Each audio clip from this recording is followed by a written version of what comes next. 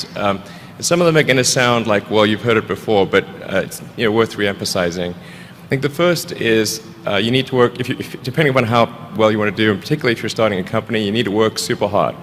So what does super hard mean? Well, when my brother and I were starting our first company, instead of getting an apartment, we just rented a small office and we slept on the couch. And we showered at the YMCA, and we're so hot up we had just one computer. So the website was up during the day, and I was coding at night, 7 days a week, all the time. And I sort of briefly had a girlfriend in that period, and in order to be with me, she had to sleep in the office. So work hard, like every waking hour. That's the thing I would say particularly if you're starting a company. And I mean, if you do simple math, say like, okay, if somebody else is working 50 hours and you're working 100, you'll get twice as much done in the course of a year as the other company.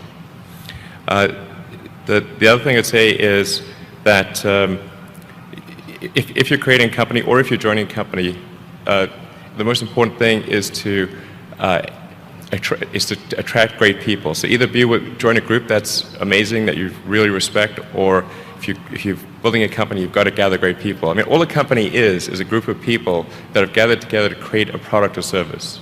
And so depending upon how talented and hardworking that group is, and the degree to which they are focused cohesively in a good direction, that will determine the success of the company.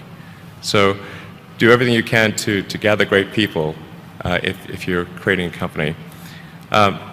Then I'd say focus on signal over noise. A lot of companies get confused. They spend money on things that don't actually make the product better. So, for example, at Tesla, we've never spent any money on advertising. We put all of the money into R&D and manufacturing and design to try to make the car as good as possible. I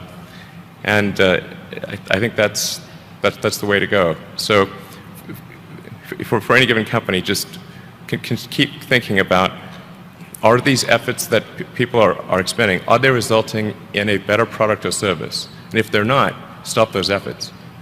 And then the final thing is to sort of don't just follow the trend.